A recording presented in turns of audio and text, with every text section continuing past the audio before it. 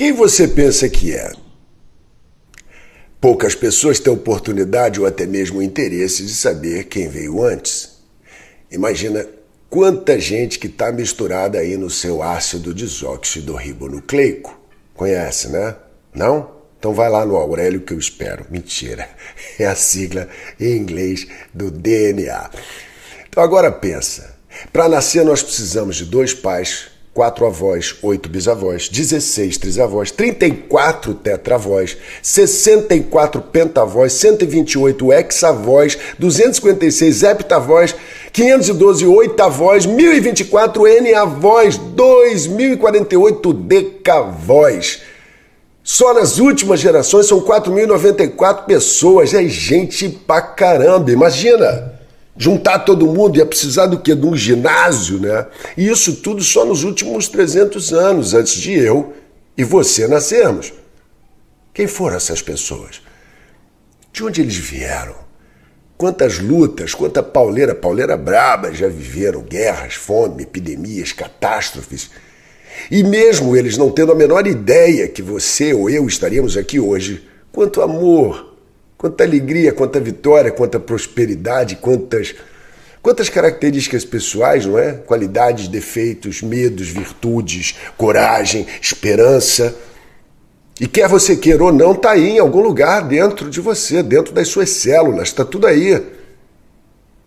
E quando você for olhar no espelho da próxima vez, para e pensa nesse mundaréu de gente que te habita.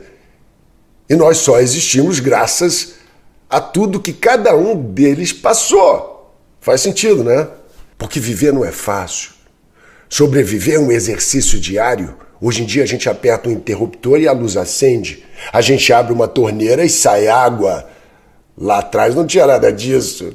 Não tinha penicilina, não tinha raio-x, não tinha anestesia. Passados 60 anos era um feito. E outra, a maioria dos nossos ancestrais nem nasceram aqui, eles vieram de outros países. Como é que eles vieram parar aqui? De onde eles vieram? Quem juntou com quem? A reverência à memória dos nossos antepassados é parte do autoconhecimento. Porque sem entender essa origem, sem entender o seu passado, você não consegue criar referências para o seu futuro. Outro dia eu ouvi o Mário Sérgio Cortella, que eu adoro, uma das mentes mais brilhantes que eu conheço, ele falando uma frase de um filme que, apesar do contexto dele ser diferente, cabe muito bem aqui no nosso papo de hoje. E ele dissertava sobre o resgate do soldado Ryan. Um filme extraordinário do Spielberg, né, onde um pelotão é designado para repatriar um soldado que estava no fronte durante a invasão da Normandia, na Segunda Guerra. E a primeira cena do filme dura quase 15 minutos, talvez mais. É uma daquelas cenas antológicas desse gênio do cinema, né? O desembarque na praia, na posição Omaha, que foi a mais difícil, né? E aquela saraivada de bala, aquelas câmeras subaquáticas, lembra? O sufoco dos soldados desprotegidos. É uma cena muito realista, muito impressionante, difícil de ver. E por que resgatar um soldado enquanto outros milhares estavam perdendo suas vidas? Por que aquele soldado específico? Eu não vou explicar porque vai tomar muito tempo, só vendo o filme mesmo, já tem 20 anos, todo mundo já deve ter visto. Mas achar um paraquedista perdido no meio de um inferno como aquele é uma missão que só o Spielberg pode cumprir, não é verdade?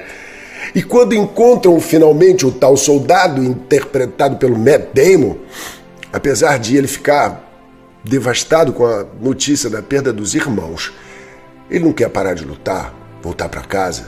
Ele não aceita. Ele acha que é dever dele continuar, pela memória dos irmãos. Mas acontece que vários outros morreram para que ele pudesse ser salvo.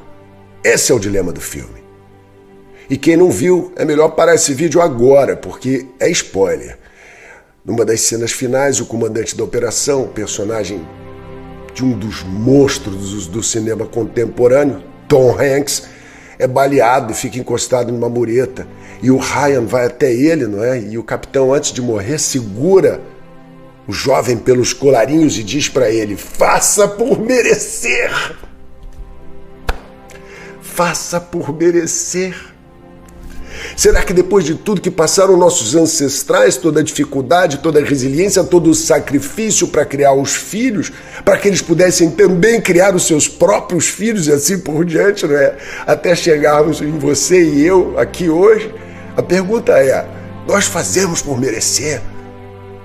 Por merecer a nossa existência, merecer a vida, esse mistério magnífico que mesmo não conhecendo toda a razão, nós participamos, não é, dessa vida e que nós partilhamos com outras e outras pessoas que vieram antes de nós. E que, no mínimo, deveríamos honrar o que fizeram pela gente. O que uma mãe, um pai, um avô, uma bisavó fez para ter comida na mesa, para te manter vivo.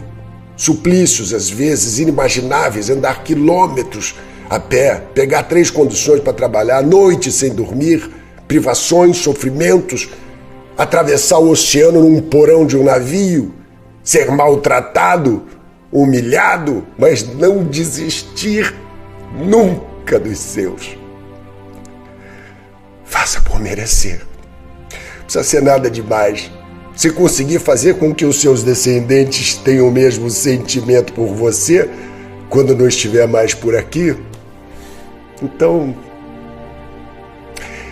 então diga que valeu demais.